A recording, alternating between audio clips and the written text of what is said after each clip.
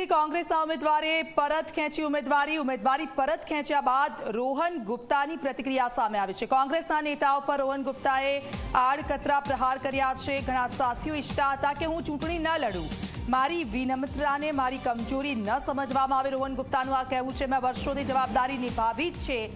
રોહન ગુપ્તાનું આ નિવેદન સામે આવ્યું છે।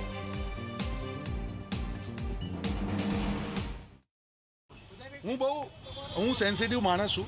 મને કોઈએ એક વોટ્સએપ મોકલ્યો, એક કહેવાતા નેતા જેણે 2002માં પાર્ટીની પથારી ફેરવી નાખી, જેના કારણે પાર્ટી હારી, આજે મને ગદ્દારીના મેસેજ આપે છે। અને એમની મારા પિતા જોડે વ્યક્તિગત મૈત્રી હોવા છતાં પણ આ પરિસ્થિતિમાં જે પ્રકારની મેં ટ્વીટ જોઈ છે, હું એમને કહેવા માંગીશ કે તમે જોડે ના ઊભા રહી શકતા હોય તો એટલીસ્ટ માનવતાના ધોરણે જ્યારે હું પાસ થઈ રહ્યો છું, આ પ્રકારના ધંધા ના કરે। મારી જે વિનમ્રતા છે અને મારી મજબૂરી ના સમજશો। અત્યાર સુધી હું હંમેશા ચૂપ રહ્યો છું। હું વ્યક્તિગત પસાર થઈ છું, પણ જો આ પ્રકારની કંઈ પણ આવશે તો હું 100% પ્રતિક્રિયા આપીશ। અને પાર્ટીને પણ મારી વિનંતી છે